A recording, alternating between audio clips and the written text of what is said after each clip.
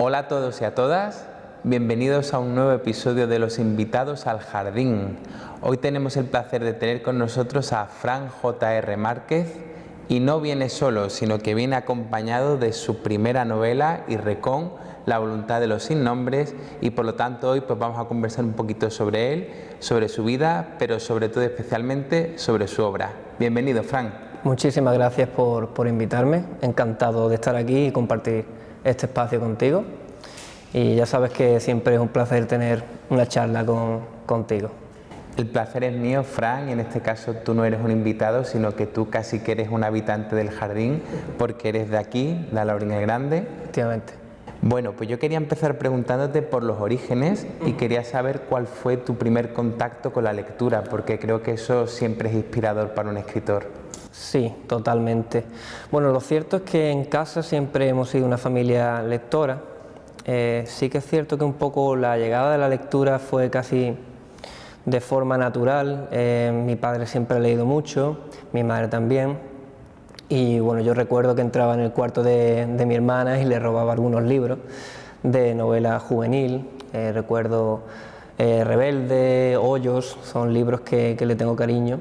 Pero sí que es verdad que hay un momento en especial en el que yo fui en busca de esa novela o esa lectura fuera de mi casa, y recuerdo que fue en el Instituto Antonio Gala, en la biblioteca de allí, que iba pues buscando, estaba allí y pues casi por accidente me encontré con El Hobbit, la novela de Tolkien, y yo era un amante de la fantasía, me encantaba El Señor de los Anillos, totalmente apasionado, y cuando lo vi pues hizo un clic en mi cabeza y casi que fue en ese momento en el que separé lo que es la lectura impuesta de los profesores, de leer, de exámenes, a una lectura más de ocio.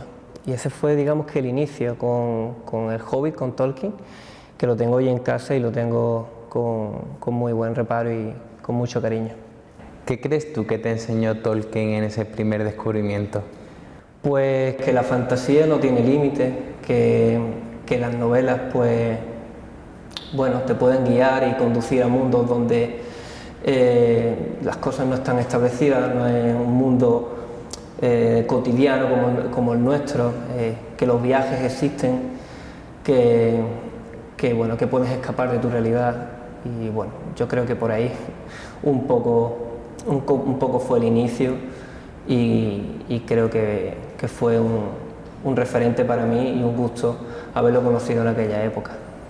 ¿Recuerdas muy bien tu primer contacto con la lectura? ¿Recuerdas también cuál fue tu primer contacto con la escritura, cuando empezó en ti el deseo de escribir? Pues el deseo de escribir fue directamente con este libro.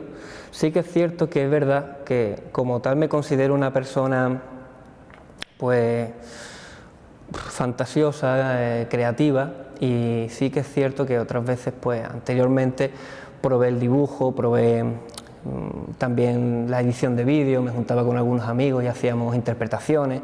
Siempre buscaba alguna forma de exponer o de crear o, digamos, transformar las ideas en algo tangible. Cuando descubrí la escritura fue hace unos 10 años y fue casi un juego, fue algo que se lo propuse de hecho a mi pareja, a Cristina, de empezar a escribir como unos micro relatos, o ella en su caso poesía, y sin querer pues fui descubriendo que la escritura no tiene límite y que no dependes de nadie ni de nada, no dependes de programas de edición, no dependes de efectos especiales, no dependes de actrices, actores, y es algo que eres tú y tu creatividad, y veo que era un medio sin límite. Y fue ese, digamos, el enganche principal que fue lo que me llevó directamente a introducirme con Irrecón. Y sí, es cierto que mi inicio con la escritura coincide con el inicio de esta saga. Por eso fue un desarrollo tan largo. Irrecón son 8 años de escritura, bueno, desarrollo, con sus altibajos. Y durante esos 8 años pues tuve que aprender también a escribir, o lo que era digamos una rutina de escritura. Desde luego es un inicio admirable porque si bien hemos dicho que es tu primera novela, no es una novela sino que es una saga, es decir, que vienen más en camino y sé por lo que me contaste una vez que hay parte de esa saga que ya está escrita y que está en marcha en estos momentos. Sí. Tú eres graduado en Ingeniería de Software. Correcto. ¿Cómo conviven en ti esa parte científica, informática, computacional con esa parte artística, creativa y ficcional? Pues conviven bastante bien, diría. De hecho, yo cuando empecé la carrera empecé por un poco el afán también creativo. A mí me gustaban los videojuegos y me gustan los videojuegos y la ingeniería del software era un puente a lo que sería oportunidades a futuro. Después, con el paso del tiempo, pues poco me fui moviendo a otras zonas laborales, pero la creatividad es algo muy presente en la ingeniería del software, más allá para mí de lo que es la matemática, que sí que están. Al final la ingeniería da soluciones al mundo y también tiene una fuerte base en las ideas, con lo cual, por un lado, lo que es la parte creativa está en la ingeniería y por otro lado, la lógica, la esquematización, el orden también está en las novelas, de la ingeniería a la novela. Sí que es cierto que la forma de estructurar quizás, o la lógica a la hora de marcar pues, bueno, el ritmo o las tramas argumentales o incluso establecer una metodología de trabajo, sí que bebe un poco de lo que es la ingeniería, creo yo. Qué bueno, pues eso es estupendo porque a veces los escritores son seres un poquito caóticos. Total. Siempre se habla de si somos escritores de brújula o de mapa, tú sin duda de mapa, ¿no? Trazando la ruta primero. Bueno, son 8 años, tuve experiencia en ambos lados, digamos que un balance ahí. Al principio sí que fue un poco brújula, porque estaba experimentando, y después sí que hubo un mapa. Has hablado antes de Tolkien y yo quería preguntarte porque durante la lectura de tu novela, que por cierto he disfrutado muchísimo, he detectado algunas referencias que a mí me resonaban y quería preguntarte entonces cuáles han sido las referencias que han pesado para esta novela en concreto, no tanto para tu formación. Sí. Bueno, para esta novela hay bastantes referencias. Cuando descubrí a Patrick Rothfuss con El nombre del viento, fue un antes y un después para mí, fue mi novela favorita y ese autor tiene algo especial, la forma de narrar, el ritmo narrativo es casi poesía y me contagió y me atrapó de una forma increíble. Entonces su visión, su forma tan orgánica de escribir en primera persona me influyó mucho. Como tal, Patrick Rothfuss está como referente en este libro. También tenemos a Brandon Sanderson, que es otro colosal de la fantasía. Brandon Sanderson también lo descubrí con El archivo de las tormentas y es increíble a la hora de crear personajes, establecer tramas argumentales, ir dejando migajas por el camino, cerrar con giros argumentales, con los plot twists. Es buenísimo y a la hora de construir un world building, digamos que actualmente es uno de los mejores. También tiene un poquito de viaje, tiene un poquito de filosofía del alquimista, que cuando la leí, pues la verdad que el viaje, el camino y todo el descubrimiento personal son tintes filosóficos que también están aquí dentro. Y bueno, yo creo que es un mejunje de estas referencias y no sé si me dejo a alguien más por ahí. Ahora mismo no recuerdo, pero creo que hay alguno más por ahí. En general son eso. Yo también lo vi de esa manera porque me pareció que en el viaje por Irrecom pues no había simplemente una trama vacía o una fantasía por una fantasía, sino que pretendía ser de alguna manera una fantasía trascendente, una fantasía llena de filosofía, como tú bien has dicho. Entonces, ¿por qué crees tú que ha sido efectivo para ti el género de la fantasía para hablar del bien y del mal que tan presentes están en tu novela? Sí, pues como te decía, yo creo que la fantasía es un género que no tiene límite.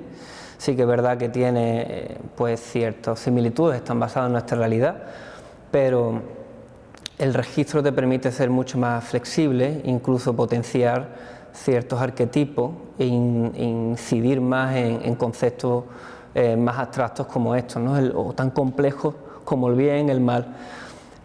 Entonces la fantasía es un molde que tú puedes, pues, adaptar a este tipo de temáticas más profundas y crear realidades que están también, pues, más a tu medida, ¿no?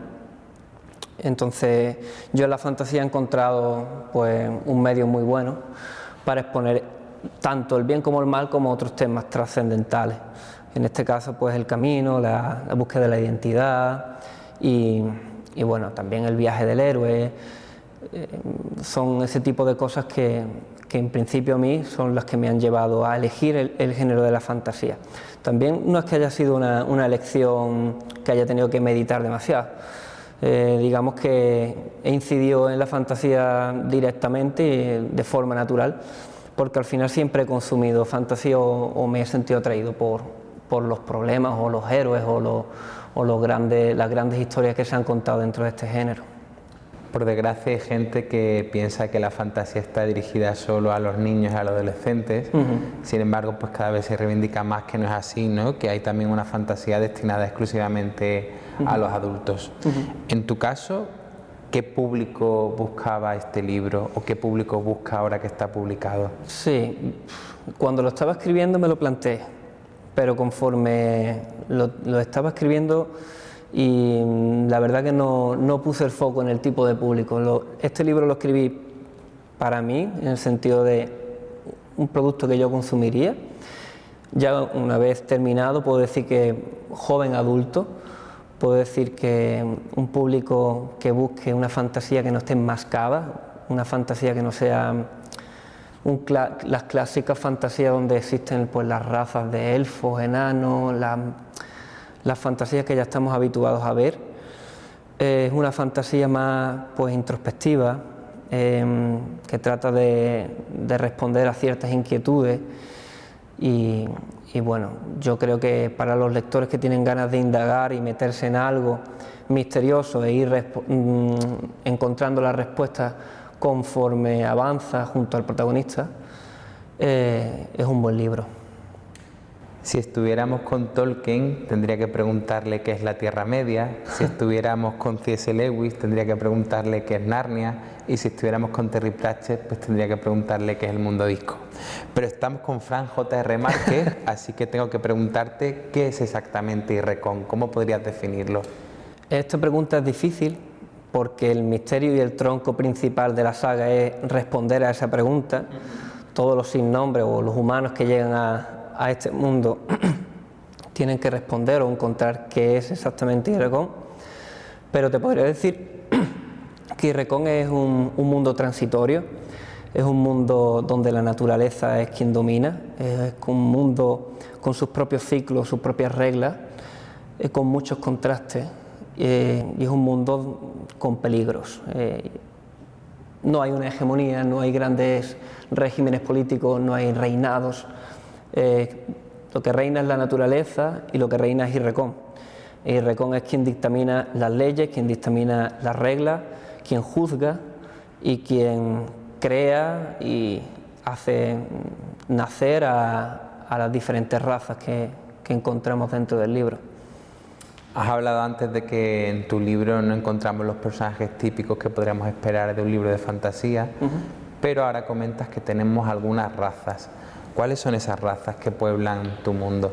Pues tenemos principalmente bueno, lo que son los humanos, los sin nombres, que es la representación del humano, y después tenemos por otro lado seres que no tienen inteligencia, son seres, criaturas que habitan dentro de Irrecon, criaturas fantásticas, criaturas épicas, y después tenemos los guardianes, que son unas criaturas que acompañan en el viaje a los sin nombres y que tienen el cometido de ayudarles en su viaje.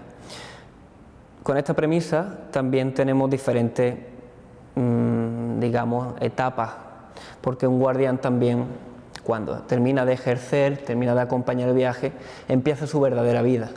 Y un guardián, cuando cuando deja que su sinnombre pues finalice el trayecto, se convierte en un Vorum. Entonces, digamos que hay diferentes fases dentro de la raza y diferentes criaturas, pero principalmente nos volcamos en lo que son los humanos y los guardianes.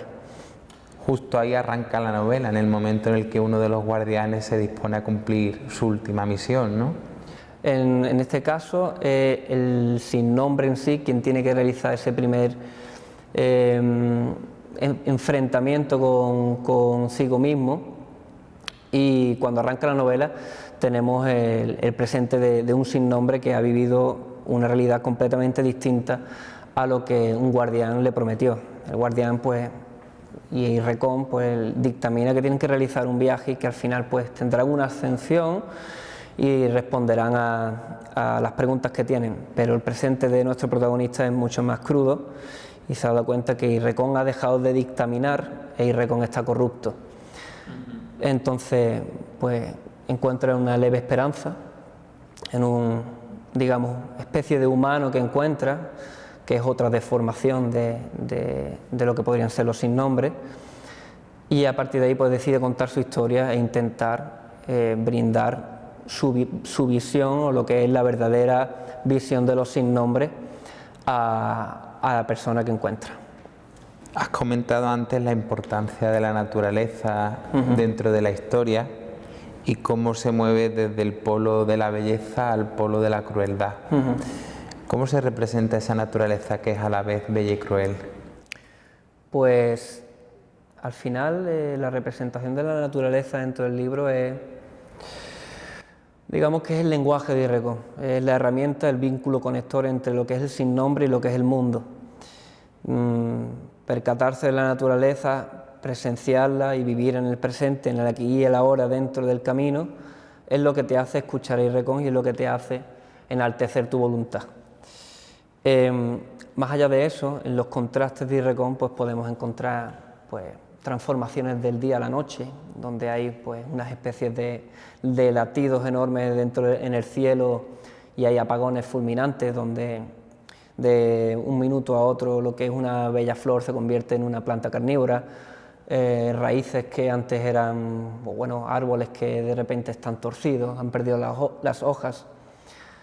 Son contrastes y lo que dices tú, son polos muy opuestos y muy bruscos que se exponen de una forma muy directa dentro de Irrecon. Yo fíjate que mientras leía tu libro hay un autor con el que conecté inmediatamente, que no sé si lo habrás leído, George MacDonald, el de La princesa y los duendes, No porque creo que de todos los autores de fantasía es el que tiene más tintes trascendentales, ¿no? Y yo veía esa aspiración hacia la trascendencia en tus líneas también. ¿Cuáles son para ti esos tintes trascendentes? Es decir, en tu recámara, en tu taller de escritor, ¿en qué andabas pensando y qué ibas soltando ahí poco a poco en medio de la trama? Pues afrontar el miedo a lo desconocido, tratar de reconocer cuál es tu hogar, vivir en el presente, afrontar los miedos y también pues bastante lo que podría ser el dualismo, lo que es la presencia del alma o el darle valor a tu voluntad y cómo si descuidas esta parte de ti mismo rápidamente empiezas a envejecer. Es una forma de hecho dentro del libro que es muy explícita. Cuando un sinnombre deja de escucharse a sí mismo, cuando un sinnombre deja de afrontar el camino y se esconde, empieza a envejecer automáticamente, porque Irrecon es atemporal y los sinnombres no tienen edad, sí que tienen eso, voluntad y alma. Depende de cómo trates tu alma, se mostrará tu físico. Estaba pensando que una de las cosas más maravillosas de la fantasía contemporánea es que está muy influenciada por otras artes, por ejemplo el cine de manera muy clara. Yo la primera vez que vi esto fue con Poliedrum de Rafael Ábalos y me preguntaba en qué medida crees tú que el cine, ya que has comentado antes que tus primeros experimentos fueron con el mundo audiovisual y también los videojuegos que tanto te gustan han influido en este libro. Pues yo creo que mucho. Lo que pasa es que no sabría decirte de cuántas referencias podría haber tomado. Yo, por ejemplo, me encanta La princesa Mononoke, una de las películas de animación que más he disfrutado en mi vida, y creo que es un contacto muy abstracto con la naturaleza y al mismo tiempo muy, muy vivo. Yo creo que está dentro de IRECOM. También, pues bueno, más animes, te podría decir incluso los viajes y las complicaciones que se pueden encontrar dentro de... Bueno, no sé si conoces un anime que se llama Made in Abyss, que es una especie de anime donde allí hay pequeños seres que tienen que afrontar pues, un viaje muy profundo hacia el interior de la Tierra y se van deformando. Son cosas abstractas que sin querer vas incluyendo y las tienes en cuenta a la hora de escribir, pero ya te digo, no sabría decirte cuántas referencias, pero sé que están. Siendo tu primera novela, ¿qué fue lo más difícil a la hora de escribirla? Estamos hablando de una primera novela de más de 400 páginas. ¿Cuáles fueron los grandes retos, los personajes, los diálogos, el sostener el ritmo durante tanta longitud? Pues muy buena pregunta. Todo tiene su complicación. Sí que es cierto que en algunas partes me sentía más cómoda que en otras. En las descripciones abstractas sí me sentía más cómodo, pero los diálogos los tuve que entrenar mucho, tuve que trabajarlos mucho. El ritmo narrativo también. Como te digo, empecé aprendiendo con este libro. Imagínate cómo era al principio, ¿no? Las grandes cantidades de errores que podría haber de estilo, cómo se escriben los diálogos, puntuación. Después, pues bueno, el libro ha sido reescrito 2 veces, 3 veces. Como tú has comentado al principio, era un libro que al final, después de haber sido depurado y depurado, venía de un libro ya de un contenido de más de 1000 páginas, que tuve que reducir a unas 400 y pico. Entonces fueron muchos los retos. Lo que sí que es cierto es que me ayudó mucho la lectura de Mientras escribo, de Stephen King, porque me ayudó a alejarme de los típicos tropos que podemos cometer los autores nobles, los errores más frecuentes que cometemos, y también no solo a escribir, sino a cómo ser escritor. Te trata de educar más allá de las técnicas, te trata de enseñar a llevar una rutina, a cuándo exponer tu libro y cuándo no, cómo manejar las expectativas, porque a mí también me pasaba que cuando terminaba de escribir un capítulo rápidamente lo quería enseñar para recibir feedback. Si era positivo, pues me creía un dios. Si era negativo, pues me sentía a la altura del betún.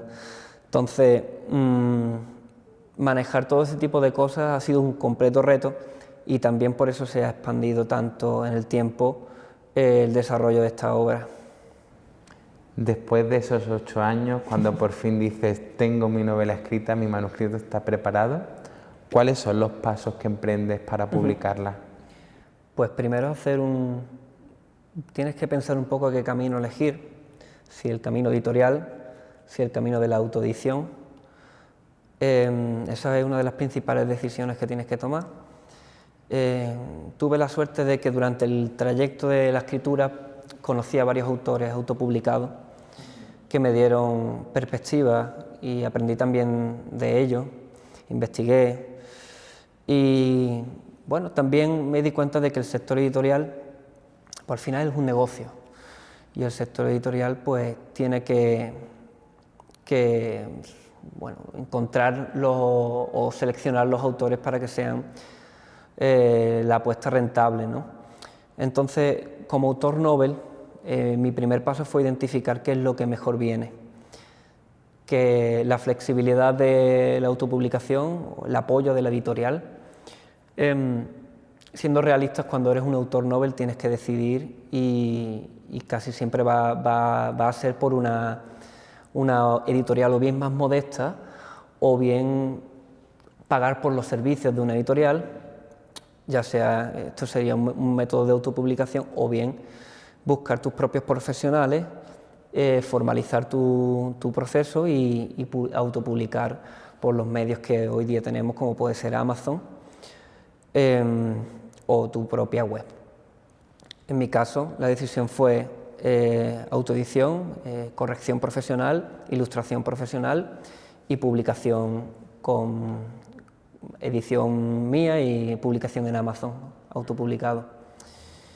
Y creo que es una opción muy válida y muy buena para los autores que empezamos, porque te da total flexibilidad a la hora de establecer tus precios, tu enfoque, que quizá con una editorial pues esto es un poco más encadenado a las condiciones que la editorial lógicamente tiene que establecer para ser rentable.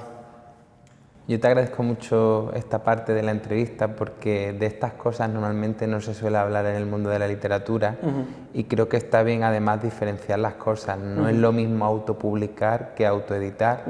Como tú muy bien has dicho, pues hablamos de autopublicación cuando se paga un dinero a una editorial para que haga todos los servicios, y en tu caso es una autoedición porque tú has controlado la cubierta, has controlado el proceso de corrección. Correcto. Con un profesional, has maquetado incluso tú el libro, si mal no tengo entendido.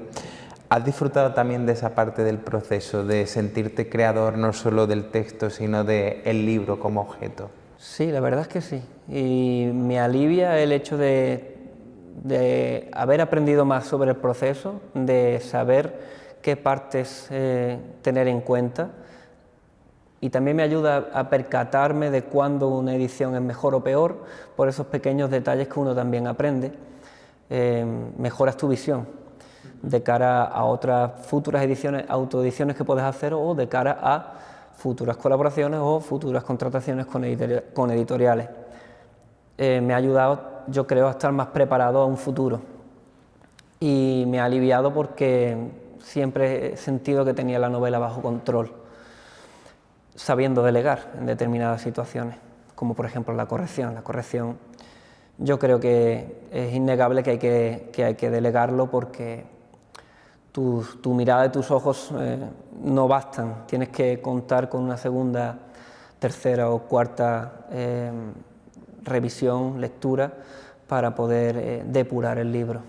Yo como filólogo no puedo estar más de acuerdo contigo, además sabiendo que los correctores, por desgracia, tienen un oficio muy invisibilizado, y sin embargo, como tú muy acertadamente has dicho, absolutamente necesario para que luego los libros se lean bien. Correcto. ¿Cuál está siendo el feedback de la gente que lo está leyendo? Y te pregunto tanto por la historia como por el libro como objeto en sí mismo. Muy bien. Yo la verdad estoy muy contento, sobre todo la recepción aquí en Alhaurín. Estoy muy agradecido con todas las personas que me han parado por la calle y me han felicitado, con todas las personas que me han comprado, me han leído, y el feedback que estoy recibiendo, que la verdad me anima mucho a continuar y me da vida para el siguiente libro. Coinciden en que, bueno, al final a todo el mundo le gusta. Hay ciertas partes que son más abstractas, como digo, es una fantasía que no es para todo el mundo, es una fantasía que es más introspección, un poco más cargada, pero al final pues me alegra saber que lo que yo he volcado dentro del libro, esos mensajes que he querido lanzar han sido captados, y también pues la gente está muy contenta con la edición, lógicamente. Me hablaste en algún momento de que querías llevar el libro más allá, y que el libro no fuera simplemente un libro, un objeto, sino que fuera también una experiencia. Correcto. ¿Cómo estás llevando esa parte de convertirlo en experiencia? Muy ¿Y bien. de qué experiencia hablamos exactamente? Pues la verdad que esa parte es un pequeño rincón de creatividad también, ¿no? El cómo exponer tu libro al mundo, porque hay una grandísima oferta y la demanda quizás es mucho más, es menor, ¿no? Digamos. Al final los autores autopublicados tenemos que buscar una forma de diferenciarnos. En mi caso yo creé mi propia caja literaria. El concepto de la caja literaria es pues eso, un packaging especial donde tú incluyes el libro, incluye pequeños detalles, incluyes pues en mi caso pues una carta de autor sellada con lacre, Ahora he incorporado unas velas aromáticas ambientadas en el mundo que le dan inmersión a la obra y bueno, al final todo muy bien envuelto, dedicado de principio a fin, con su marcapágina, mucho mimo. Entonces las personas que realmente quieren adquirir mi libro y se acuerdan y agradecen, y la verdad que aprecian que el libro no les llega como tal cual, ¿no? Le llega con un toque adicional, un agradecimiento, un bienvenido, una especie de experiencia que yo creo que ayuda a la hora de ser recordado como autor y creo que viene muy bien para el boca a boca, incluso para llegar más allá de este pueblo, ¿no? Ya que la siguiente parte está escrita porque la tenías en esas casi 1000 páginas iniciales, ¿cuándo crees que saldrá? ¿En qué momento estás respecto al próximo libro? Ahora mismo estoy reforzando las bases del segundo libro, profundizando más en el world building. Estoy encontrando un poco, quiero hacerlo todo mucho más esquematizado. Te comenté que este primer libro empezó siendo algo más libre albedrío y que después senté las bases, pues ahora lo quiero hacer mucho más. Hay mucho contenido del segundo libro, pero que tengo que rehacer o que tengo que, digamos, colocar en un buen orden. Entonces ahora mismo es mucha meditación y mucho análisis. Pues yo casi que para cerrar te invitaría a leer, si te apetece, un fragmento de tu obra. Por supuesto. Para nuestros alaurinos y alaurinas. Vale. Pues voy a leer un fragmento del capítulo 5. Es una conversación entre un guardián y un sin nombre. En este caso el sin nombre es nuestro protagonista, que está contando su historia en primera persona y habla con su guardián, que es su guía, ¿no? Como comentaba antes con Pedro, en este capítulo, en este fragmento, se hablan de temas trascendentales y creo que es un buen punto para dar una idea de lo que es el tono o el registro del libro. Dice así: un sin nombre llega a conocerse. A los pies de la orilla del lago mi reflejo no se alteraba. Seguía ahí, quieto, mostrándome un joven de rostro abierto, de piel fina y con pelo castaño revuelto. Reggie, el guardián, nadaba sutilmente entre los nenúfares del lago. No quería despertar el agua. Parecía liviano, capaz de flotar en ella como una hoja, pero tenía todo su cuerpo hundido y solo se veían sus largas orejas, la punta de su hocico y sus inquietantes ojos. El placer de conocerse está al alcance de todos, dijo. Si estás dispuesto, llegarás a conseguirlo. ¿Cuándo?, pregunté. Eso no puede saberse. ¿Cómo que no? Reggie aseveró su mirada.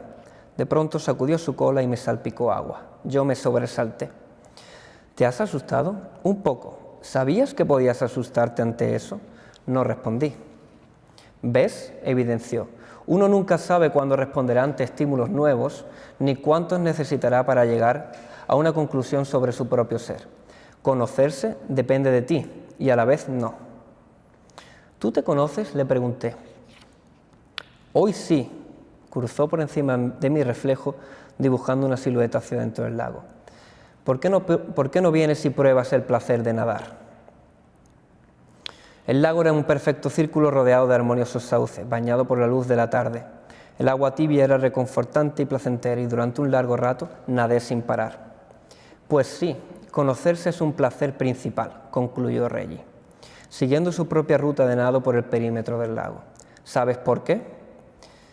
Porque es el punto de partida para expandirte a otros placeres. Te vuelves digno de ti mismo y una vez digno, llega todo. ¿Todo? ¿Incluso mi nombre? ¡Ja! El nombre de un sin nombre, su entidad, el gran tema. Tu nombre es tu esencia, él te elige y tú a él. ¿Cuándo? ¿Cuándo lo encontraré? No sigas con esa. Llegarán señales con las que sabrás cuándo un nombre es tuyo.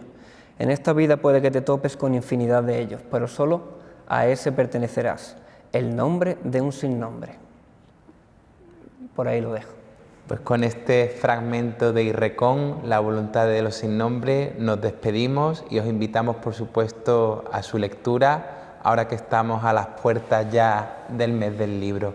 Muchísimas gracias, Fran, por habernos visitado. Muchísimas gracias a ti y a este espacio, muy contento de haber compartido este tiempo contigo. Os invitamos a leer el libro y os invitamos también a pasar por la Feria del Libro de Málaga, ya que Fran estará firmando en la caseta del Toro Celeste y el Ayuntamiento de Alhaurín el Grande, y allí podréis conocerlo, preguntarle y, por supuesto, llevaros el libro a casa. Nos vemos en el próximo programa de Los Invitados al Jardín.